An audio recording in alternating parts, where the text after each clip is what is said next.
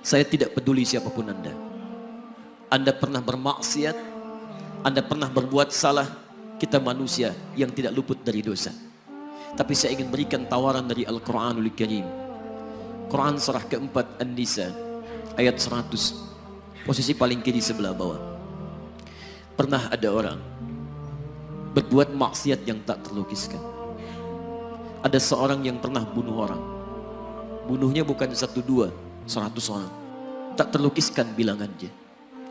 Kriminalitas tidak perlu diukur karena Anda akan lelah menghitungnya. Ketika Allah berkenan memberikan hidayah kepadanya, Masya Allah. Dan hidayah selalu terbuka pada siapapun sepanjang ia mau mengambilnya sebelum nyawa sampai di kerongkongannya. Tiba-tiba datang ia pada seorang alim dan berkata, saya ingin berubah. Alim ini kemudian menyampaikan pada orang dimaksud, Anda bukan berarti tidak bisa menjadi orang baik.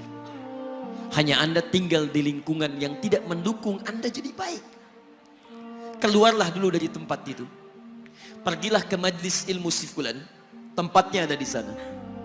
Datang ke sana, belajarlah, dan Allah akan bimbing Anda berubah dari keburukan menjadi orang yang terbaik. Didengarlah nasihat alim ini. Berangkatlah orang dimaksud, menempuh perjalanannya. Tiba-tiba Masya Allah, belum sampai ke tujuan, di pertengahan jalan, konon disebutkan lebih sejengkal, tiba-tiba maut datang menjemputnya. Thumma yudrikul maut. Apa yang terjadi? Langkahnya dihitung sebagai ibadah. Dalam terapnya dia beristighfar, taubat kepada Allah subhanahu wa ta'ala.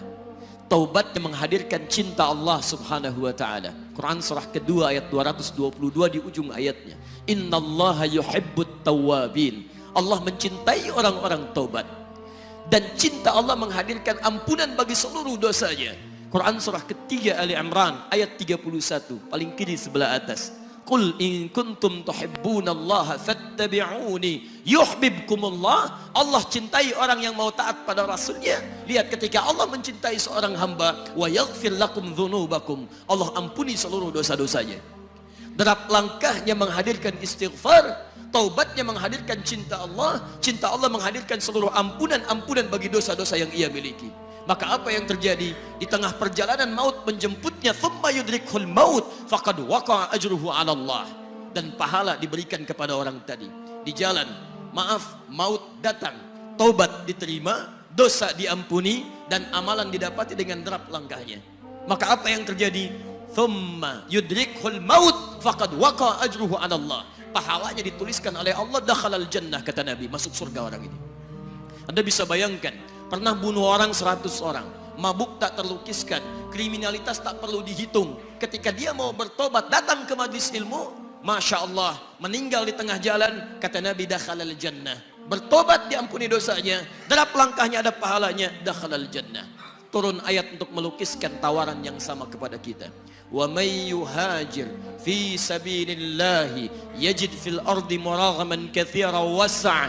Siapapun yang mau berubah kembali pada ketentuan jalan Allah, kalau dia masih punya batas-batas kehidupan, kami akan berikan kelapangan di sisa hidupnya dan kelimpahan-limpahan kenikmatan selama dia hidup.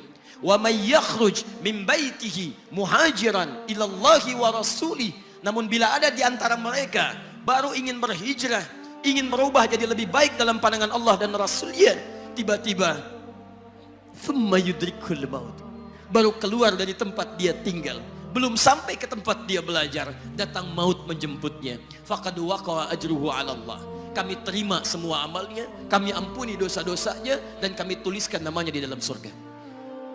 Bila 100 orang saja yang pernah dibunuh oleh orang ini, pernah bunuh 100 orang, mabuk tak terlukiskan, kriminalitas tak terhitung, mau berangkat ke majlis ilmu, tak sampai ke majlisnya, meninggal dia, bisa masuk surga.